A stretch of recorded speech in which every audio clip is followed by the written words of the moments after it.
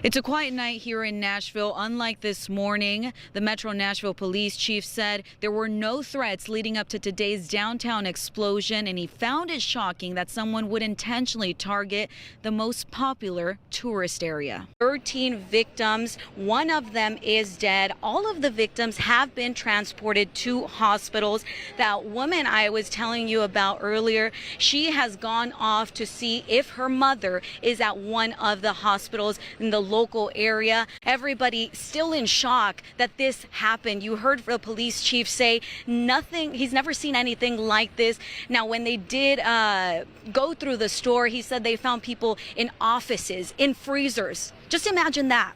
We're going to continue with the live coverage. This is what's left of Monette Manor Nursing Home. Governor Asa Hutchinson actually flew out, went inside the building and said it's remarkable there wasn't more fatalities given what's left. Right now I'm in the Nutbush area just off of Jackson Avenue, and this is what things look like for this neighborhood. You can see this is a transformer blocking the road. MLGW utility trucks have actually been in the neighborhood but have told the residents in this area this is not part of the report.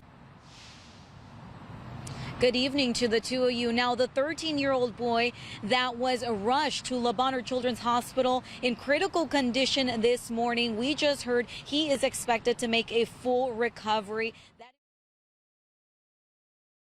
We continue to follow that explosion that caused extensive damage this morning in Nashville. Thank you for joining us this evening. I'm Kanji Anthony. And I'm Joyce Peterson, in for Joe Birch tonight. WMC Action News 5's Briseida Holguin starts our team coverage in Nashville with the very latest tonight.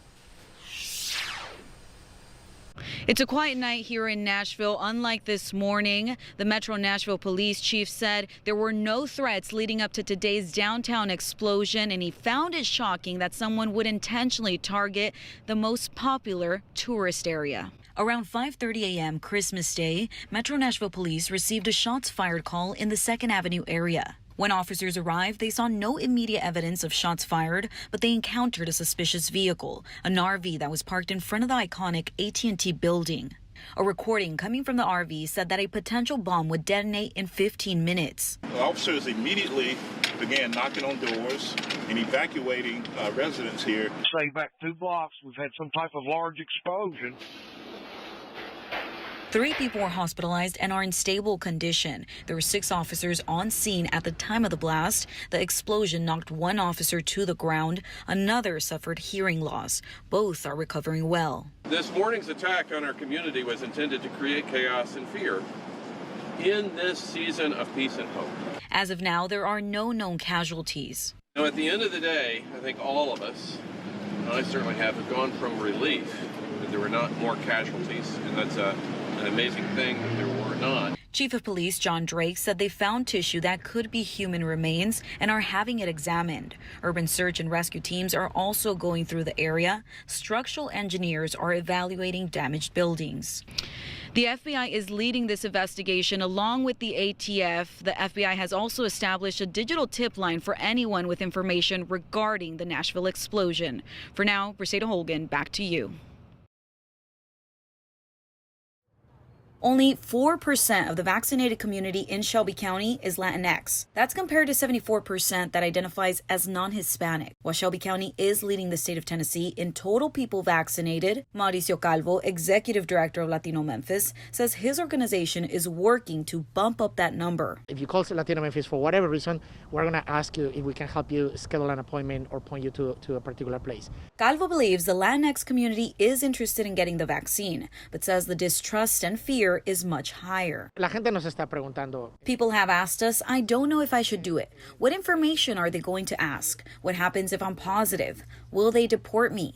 What if I don't have an official ID? Navy Chief Petty Officer Jorge Villafuente is based at the federal mass vaccination site at the Pipkin building. He wants to make it clear people are not being asked about their legal status. What we need is basically your last and first name, date of birth, and a phone number. Villafuerte says the city and state use that information to update vaccination numbers and say they are simply here to help vaccinate everyone. I can see how the uniform may be intimidating, but I would remind You know, we're your brothers, your sisters. The city of Memphis says no ID is required at any of the vaccination sites, which is echoed by FEMA spokesperson Carmen Rodriguez. Come one, come all. Que todos vengan a tomarse la vacuna. Like Rodriguez and Calvo, Villafuerte says he's also been vaccinated. ¿Me puedes decir si tú te has vacunado? Sí, yo me he vacunado, sí. Yes, I've been vaccinated. I've been in the United States Navy for 17 years, and it's very important to be ready for anything that can happen. Ya yo me vacuné y tomé la decisión. I'm vaccinated. I made that decision because I know that in the nation, this virus is real and the vaccines are effective. It's a probability that if I get vaccinated, I'm not infected with the virus. And I made that decision for myself, my family, for my mom. It's also important to know that at every Shelby County vaccination site, they offer 12 different translation services and ASL as well. Now, if you lose your vaccination card from when you got your first dose, officials say to still show up to your second dose, just let them know. They'll get things sorted out and you will get your second shot. Reporting, I'm Briseida Holguin, WMC Action News 5. Jairo, Sergio, ¿ya terminaron? My name is Gabriela Toro. I'm the principal of Newcomers International Center for Shelby County Schools. Shelby County Schools is the largest district in the state of Tennessee, and Toro makes up one small portion of its staff. That is correct. I am the only Hispanic principal within the district. Toro has been with the district 17 years. The last 4 years, she's helped build Newcomer International Center. The center caters to 9th and 10th graders who stay there for 2 years before transferring to a regular school. The past 2 years, Toro says they've reached capacity with 91 students. Our school is 100% ESL, ELL students. Our students come from no education background to very little educational background. Currently in our population, 100% of our students are Hispanics. Born and raised in Venezuela until the age of 11, Toro says she can relate to her students because she was also an ESL student at SCS. When I first started school in Memphis, I was in the 6th grade.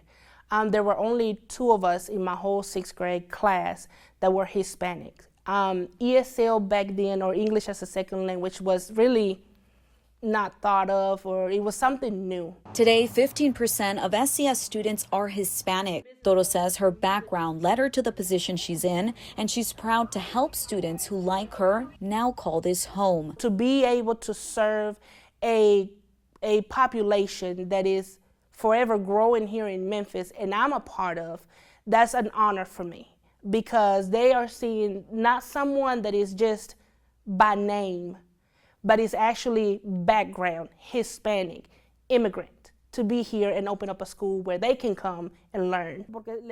Briseida Holguin, WMC Action News 5.